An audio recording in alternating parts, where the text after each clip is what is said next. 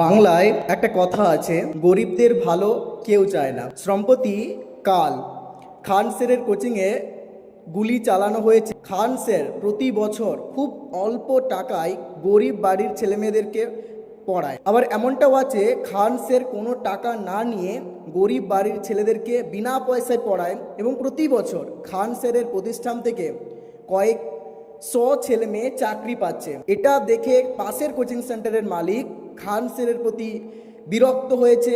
তিনি কখনো চাইছেন না যাতে খান স্যার বিহারের মধ্যে এমন একটা প্রতিষ্ঠান চালাক যেখানে গরিব বাড়ির ছেলেমেয়েরা খুব অল্প টাকায় পড়াশুনো করতে পারে এবং চাকরি পায়। কারণ খান স্যার যদি অতি অল্প টাকায় বাচ্চাগুলোকে পড়ায় তাহলে তার কোচিং সেন্টার চলবে না। আবার খান স্যার এতটাই দয়ালু, তিনি নিজের টাকা দিয়ে একটা ক্যান্সার হসপিটাল খুলেছেন এবং সেখানে গরিব মানুষদেরকে চিকিৎসা দিচ্ছেন তিনি। আর এটা দেখে তাদের সহ্য হচ্ছে না যারা গরিবদের জন্য ভাবেই না। দেখো, আমাদের দেশে যে সকল নেতা 8 পাস মাধ্যমিক পাস, সেই সমস্ত নেতা তাদের সিকিউরিটি আছে, Z+ সিকিউরিটি।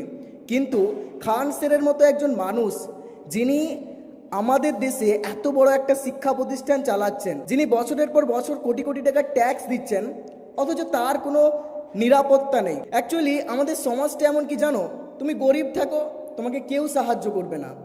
আবার তুমি যখন গরিবদের হয়ে কিছু করতে চাইবে তখন তোমাকে টেনে নিচে নামাবে, তোমাকে শেষ করে দেওয়ার চেষ্টা করবে। সরকার থেকে শুরু করে যারাই বলছে আমরা গরিবদের নিয়ে ভাবছি, আদতে সত্যি কি তারা গরিবদের নিয়ে ভাবছে? যদি তাই হতো তাহলে ভারতে কেন এখনো গরিব মানুষ রয়ে গেছে? কেন ভারতে গরিবীকরণ দূর হচ্ছে না? ভারতবর্ষে আজ পর্যন্ত যে সমস্ত আইন আনা হয়েছে সেগুলো সমস্তটাই পুঁজিপতিদের স্বার্থে, গরিব মানুষদের জন্য কিন্তু নয়। তাই তো আমরা দেখছি রাস্তার পাশের হকারদের উচ্ছেদ করা হচ্ছে। ভাবো তো, এমন একটা সময় আমরা দাঁড়িয়ে আছি যেখানে আমাদের রাজ্য তথা দেশের হাজার হাজার মানুষ কর্মহীন, যেখানে সরকার মানুষকে কাজের সুবিধা করে দিতে পারছে না, সেই জায়গায় যারা অলরেডি, যাদের ইতিমধ্যে একটা কর্মসংস্থানের জায়গা আছে, সেই জায়গা থেকে তাদের উচ্ছেদ করে দেওয়া হচ্ছে।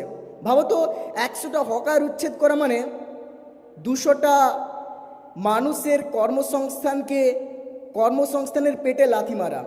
একটা ছোট্ট হকারির পেছনে তার পরিবারটা নির্ভর করে, সেই পরিবারে হতে পারে 4 থেকে 5 জন মানুষ আছে। এবার ভাবো তো, এবার তাদের কি হবে? তাদের একটা ইনকামের পথ ছিলই রাস্তার পাশে হকারি করাটা, কিন্তু এখন তাদের কি হবে?